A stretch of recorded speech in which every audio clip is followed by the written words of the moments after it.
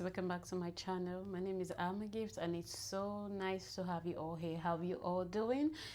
Trust that you're well. So if you see my video for the first time, please kindly subscribe to my channel to join this beautiful, amazing family. So today guys, I'm going to be talking about Form I-485. So I know this video is long overdue because I've been carrying you guys along with all my visa immigration process, my K1 interview,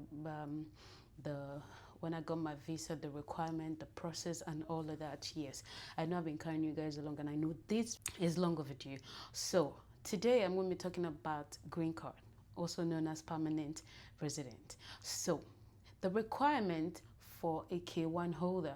Now, understand that they have different requirements. If you actually like are filing for different visa, you have a different visa and you came into the United States and you want to file for a K1, this is not for you. So I'm talking about for K1 holders.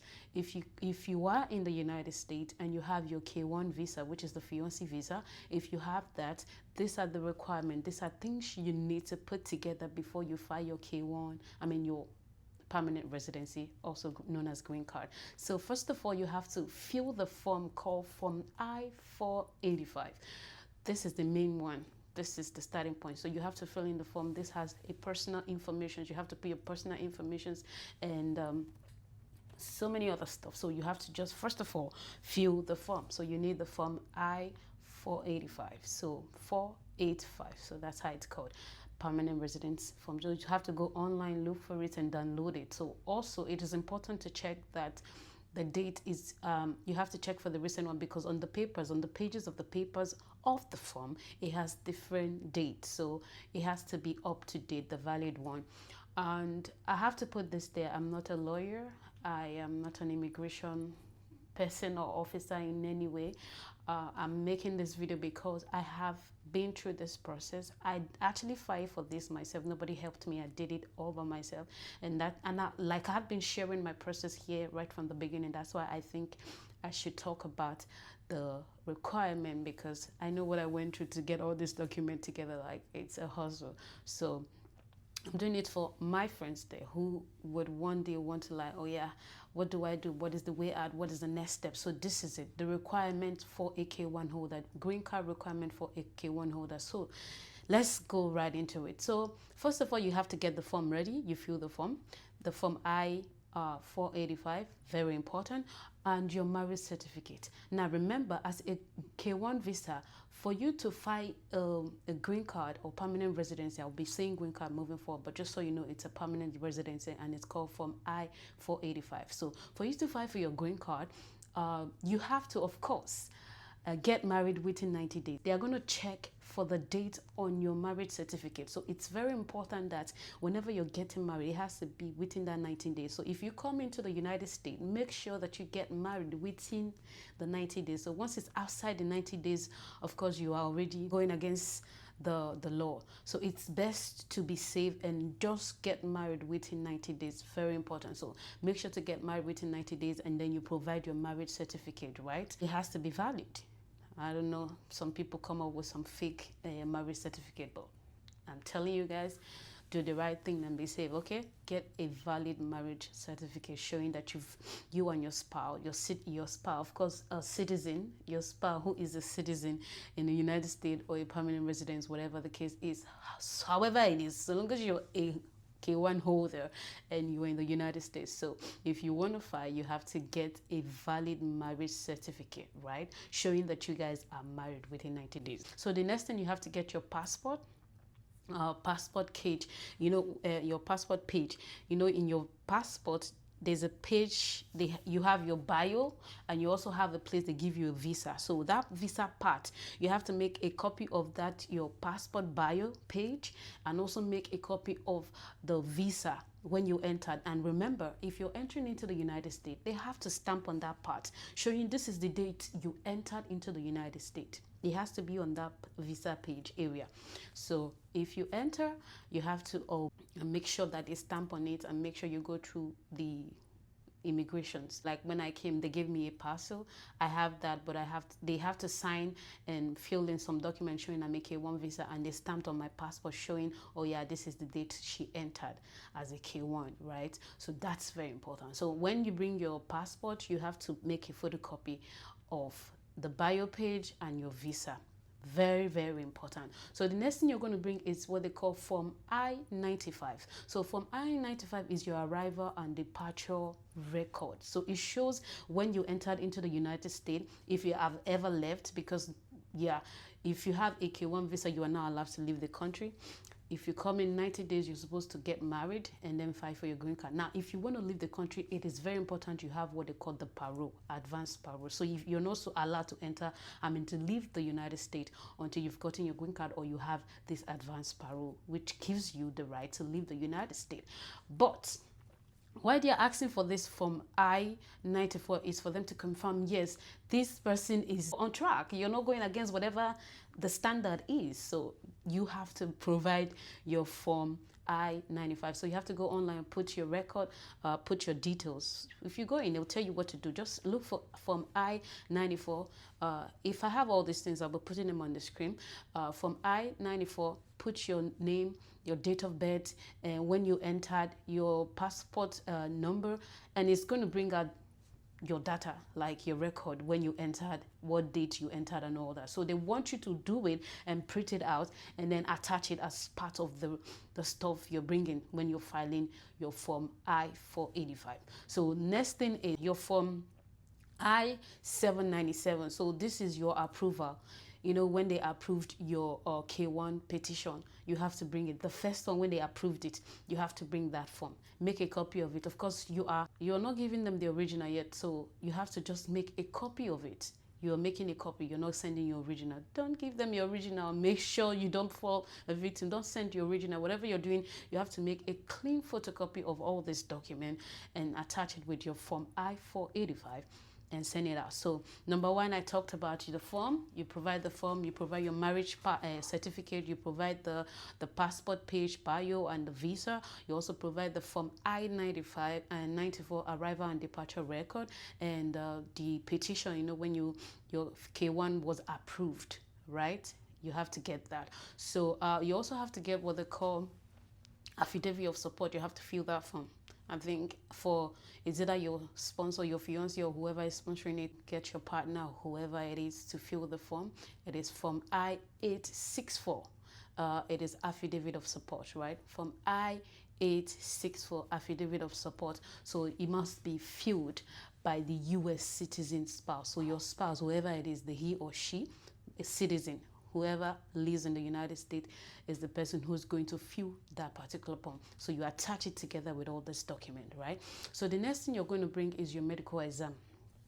So remember, when you're coming from your country, you went through this, before you go for your interview, that's how we did it. We went through the medicals and all the record, whatever the result. The hospital that will give you the package. So it's in a big yellow envelope and you are not allowed to open it. So you see that result there and all the things there, you have to send it to them. So that's the part you send everything to them. So your medical exam, showing that you, including your vaccinations record and blah blah blah. So all the medical parcel that you have, the yellow one you came with, this is the part you add all of that, showing your vaccine record, and then attach it to the form and all these things, and you're sending it to them. So the next thing you need is your 2 passport photographs. Your 2 passport photographs. So you have to get a 2 passport photograph of you. Also, I think they always suggest a white background, right? So you have to attach 2 passport photograph of you, and then a government ID with a photo. Government ID. So what I used was just the passport. So I didn't bother because I did not have any valid ID here in the United States. But if you want to put your driver's license wherever it is, I don't know. But what I did not add that. But some people will say they'll ask for that. But I don't know. But just go ahead and add a passport photo on any valid ID that you have. Of course, make sure it's a photocopy. So you get your birth certificate. Very important. Make a photocopy of your birth certificate and you add that. And also attach anything that you yeah, remember, you're also going to attach like a proof of your relationship, the pictures of your fiancé, the pictures of you together, the picture of a court wedding, the picture, whatever thing that will convince them that this relationship is genuine. So attach those documents together and you have to file them. Also, it is important to know that if you and your fiance have like when you move into the United States, the apartment you're living, it has you both name together. You have to get that proof, like anything that will convince them that this relationship is genuine, and just make it fast. Just attach those documents. And if you guys are paying the light bill, your name, both of you named there together, you have an account together, you have a bank account together, you have to include that. You have any whatever together, just include that. And make sure you fill this form very detailed. You don't have to make mistakes. Is either use in the form, I'm talking about form I-485. Is either you type, fill it in your computer, or you write with ink. So whichever works for you. Make sure no mistake, because if you cancel anything, they're going to give you ref. It's going to cost ref. So it's also very important that you pay attention to details and attach clean documents. So when I was filing I filed for form I-485, which is the green card. I also filed for advanced parole, and I filed for my work authorization. So these three things, I had to put together different documents for this one, for this one, for this one, and I put them in 3 different envelopes. Now remember, I made copies of all these things and I attached it. So even if you have your form I-485, you're supposed to, you add it and then you make copies of all of that and put it separate. So what I did was, when I got my employment authorization, the requirements, I put them. The requirement for parole, I put them, and then the requirement for I-485 form, which is the green card, and I put them. So I have 3 different envelopes that I sent out, and it cost me about, they call it $1,500 plus. So I don't know what the rate is right now, because when I filed mine was last year, 2024.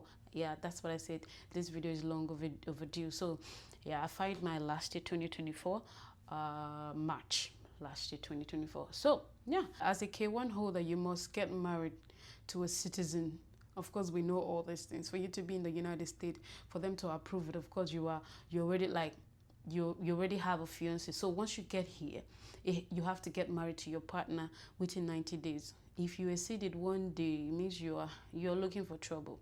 So you have to at least get married within that space, that 90. See that 3 months? Don't miss it. So get married within that month. So I had people saying that once you get married, it's very important that you start filing immediately. No, it's your choice. If you want to, that's fine. Some people waited because they will give you a conditional green card. Once you receive yours, they'll give you a conditional green card, which is 2 years. So some people want to stay it off. So why they give you that conditional green card is because you've not been married for 2 years. So some people think that if they stay wait for some months or few months before 2 years anniversary and file it, they are going to give them probably 10 years green card. But it doesn't work that way. So I heard someone said she filed hers and 4 months before their 2 years anniversary, and before you know it, the USCIS approved her visa and approved her green card and gave her 2 years conditional green card. So whichever way, you don't play smart with them. If you even submit 1 month before, they could possibly approve your green card in 1 week, just so you get 2 years conditional green card. All right, so guys, that's it for this. If you have any question, don't forget to ask me. Your girl is always here to answer the question, and those are the requirements for you can make your research. I keep saying this, I don't know it all, but these are the things I find. It might work for me, it might not work for you, and that's why I feel like it's very important for you to also make your research. Search for these things. Okay, make sure that the document whatever you are including, just make sure that they are detailed, right? A photocopy, whatever, because I made a photocopy. This time I didn't make black and white. I just make a photocopy, one single, because before they would tell you make a photocopy, original and whatever. So I just made one photocopy. I did not include the chart, so it's not necessary. So what I did was just proof of relationship. I did our wedding, anniversary, the people who, I mean, our wedding, people who were there, pictures together, pictures of our families together, pictures of our relationship, our engagement, and all that. All those things, I attached them, just the proof that our relationship is genuine. So yeah, guys, that's all the requirement for K1. I did not include for permanent, I mean, what's it called, work authorization. If you're looking for work authorization, I did not include, but I fight for that one. Let me know if you want for that. If anybody wants for me to include that of parole and employment, let me know. Some people fight for their employment and their green card came in first, so they'll be like, you don't need work authorization anymore because you have your green card. So sometimes they just give you green card first before the authorization. Sometimes, most times, they give work authorization and delay your green card, and maybe a few months later they give you your green card. So whichever way, if you want to fight both of them, is very necessary if you can afford. So guys, so I hear for just the green card alone, you probably will be paying $1,440, like $1,440, right? I don't know, but when I find the three of them, the parole, the work authorization, and my the parole, work authorization, and of course my green card, I paid $1,500 and some change, or maybe $1,600 and some change. I don't know, it's a sad figure. But right now, just for the green card alone, you have to pay $1,440. I don't know how true that is, but that's what I heard. So like I said before, make your research, okay? It's always important that you research these things. Don't take my word for it. Ask, check other places. These are the things I did. I've said it before, it might work for me, it might not work for you. So check other things, and also make sure that you include your whatever joint bills you have with your partner. Include them. It's very important for them to know that you guys share these things together. You guys are partner and you share the bills together and you have these properties together. Include the pictures of all these things. The form is very complicated to fill, but if you need me to add that, of course I'm going to add I don't know, these forms, it changed because I checked for this year and I realized that they changed the form. So whatever I have to say about it might not help some of you, because most of the things they changed it, but I can actually still add some of the pages here. I'll run it down there so you can see it. If it's helpful, like if you go through the page and you see some of these questions there, you can just, yeah, know what to do, right? I'll see you guys on my next video. Don't forget to like, subscribe, and share. Leave a comment, guys. Love you all, and I'll see you on my next video. For now, bye. Bye-bye.